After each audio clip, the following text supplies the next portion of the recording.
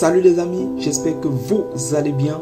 Lorsqu'on évoque Thomas Sankara, Patrice Lumumba, Malcolm X, on parle de leur combat, de leur parcours, de leur vision politique. Mais que connaissons-nous des épouses de tous ces martyrs du monde noir? Qui sont-elles en réalité? Alors, êtes-vous prêts à me suivre à la découverte de toutes ces héroïnes ayant partagé la vie de nos leaders?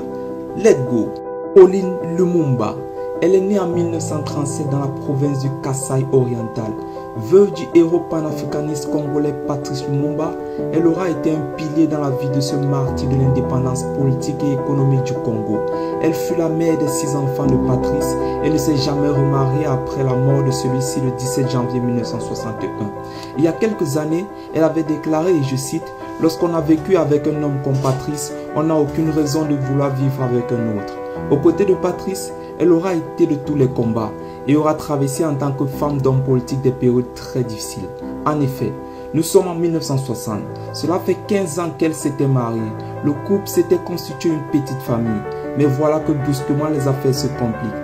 Après avoir atteint le sommet du pouvoir en devenant chef du gouvernement, la vie du couple bascula au lendemain de la proclamation de l'indépendance. Lumumba destitué fut contraint en résidence avant d'être arrêté puis assassiné.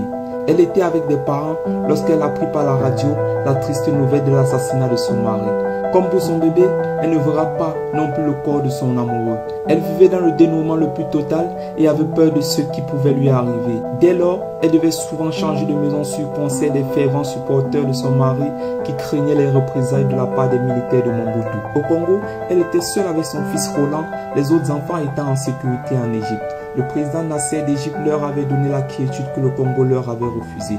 La famille fut installée dans un appartement de 5 chambres à Zamalek où le gouvernement de Nasser leur donnait mensuellement 500 $ américains pour vivre aussi longtemps que la veuve de Lumumba aurait voulu rester dans ce pays ami de son défunt mari. Là-bas, Patrice n'était pas là, mais la famille s'était reconstituée loin des tumultudes de la terre natale pour se refaire un avenir. Le 23 décembre 2014, Pauline Lumumba est morte dans son sommeil à Kinshasa. Repose en paix, femme de courage. Mariam Sankara. Elle est née le 26 mars 1954 et est la veuve de Thomas Sankara, le président révolutionnaire du Burkina Faso, anciennement appelé Haute-Volta. Et ceci du 4 août 1983 jusqu'à son assassinat le 15 octobre 1987. Pendant ce temps, elle était la première dame du pays. Thomas Sankara, officier révolutionnaire et panafricaniste, était devenu président après une révolution populaire qui le porta au pouvoir. Sankara a été tué lors du coup d'état du 15 octobre 1987, orchestré par son ami et collègue Blaise Compaoré. À la suite de ce coup d'état, Mariam Sankara a été obligée de fuir le Burkina Faso avec ses 2 enfants. Philippe, né le 10 août 1980, et Auguste, né le 21 septembre 1982. Elle est allée en exil en France où elle passera les 20 prochaines années de sa vie.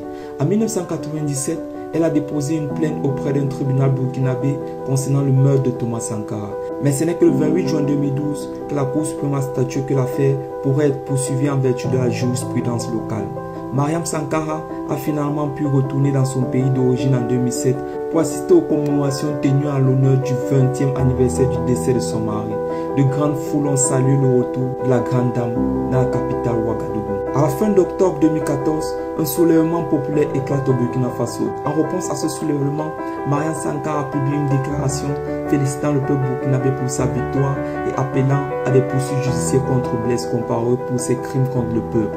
Et c'était la parenthèse de 24 ans en 2016 pour les 20 ans de la commémoration de la mort de son mari.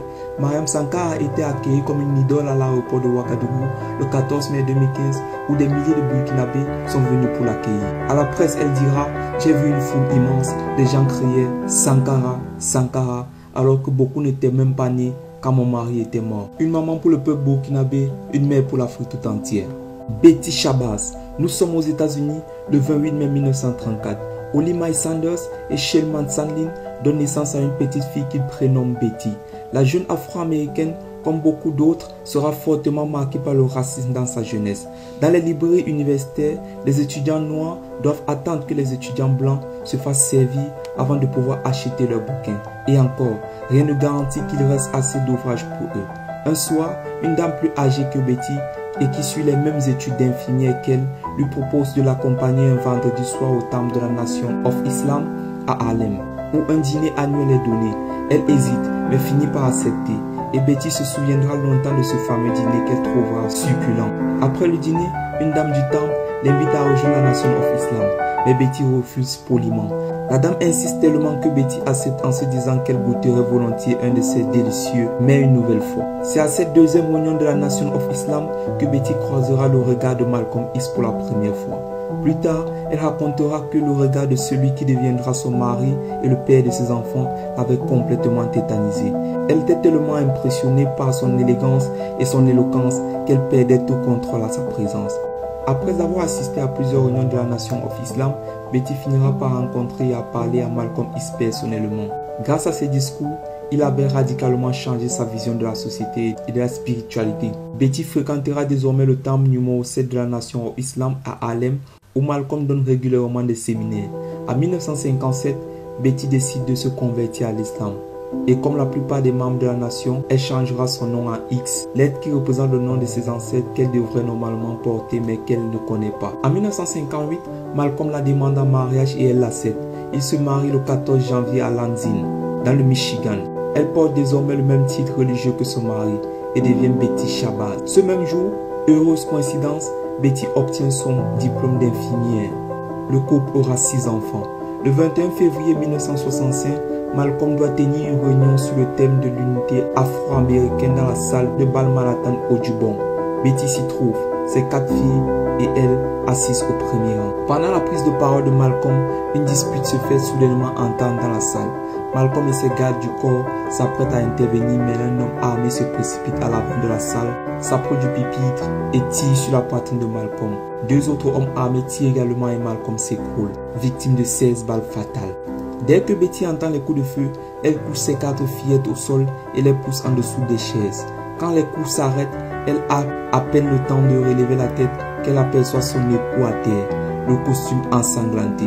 Elle court rapidement vers le podium et essaie de le réanimer machinalement selon ce qu'elle a appris de ses cours de secouriste. Les officiers de police et les associés de Malcolm débarquent et entourent le corps inerte, repoussant l'épouse qui comprend qu'une simple tentative de réanimation ne sauvera en rien son époux. Il sera ramené à la Columbia Presbyterian Hospital où sa mort sera prononcée. Les 3 coupables aperçus par des témoins auraient été arrêtés et emprisonnés. Tous 3 feraient partie de la Nation of Islam. En juin 1997, le petit-fils de Betty, prénommé Malcolm, en souvenir à son grand-père, mettra involontairement le feu à la maison de sa grand-mère. Betty est sévèrement brûlée des suites de cet incendie et passe 3 semaines aux soins intensifs à Jacobi Medical Center. Hélas, elle succombe de ses blessures le 23 juin 1997 et est enterrée au cimetière de Fairfield aux côtés de son époux Malcolm X. Scott King. Elle a passé son enfance dans la ferme de ses parents. Après avoir obtenu son diplôme du lycée de Lincoln, un établissement privé pour noirs, Coretta Scott poursuit son éducation à l'université d'Antioch et a obtenu un diplôme dans la musique et l'éducation élémentaire en 1949. En 1951, elle s'inscrit au conservatoire de la Nouvelle-Angleterre de Boston grâce à une petite bourse. Elle y obtient un diplôme de musique vocale. C'est à cette période qu'elle rencontre à Boston Martin Luther King, un étudiant en doctorat à l'université de théologie de Boston. En dépit des objections initiales des parents de King qui ont voulu qu'il épouse une femme de sa ville natale d'Atlanta, les deux se marièrent chez la famille de Scott à Marion le 18 juin 1953. Bien que Coretta King ait investi la majeure partie de son temps à élever les 4 enfants du couple, elle était présente à plusieurs des événements principaux de droit civique des années 1950 et des années 1960. Coretta King a accompagné son mari dans plusieurs de ses déplacements, voyageant au Ghana en 1957 et en Inde en 1959. Après l'assassinat de Martin Luther King le 4 avril 1963, Coretta a poursuivi la philosophie de la non-violence prônée par son mari. Elle est décédée le 31 janvier 2006 près de Tijuana, au Mexique. Elle avait 68 ans et est morte d'un cancer dans une clinique de Rosarito. Plus de 150 000 personnes sont venues rendre un dernier hommage à cette femme de courage, à cette icône de la lutte pour l'émancipation des peuples noirs, à ce modèle pour la jeunesse africaine, pour la jeunesse afro-américaine. Voilà les amis, c'était tout pour cette vidéo. J'espère que vous l'avez trouvé intéressante. Dites-moi en commentaire ce que vous pensez de l'idée de faire une vidéo sur chacun de nos leaders ayant influencé positivement l'évolution de notre continent, l'évolution de notre communauté. Surtout, abonne-toi. On se dit à une prochaine vidéo. Ciao.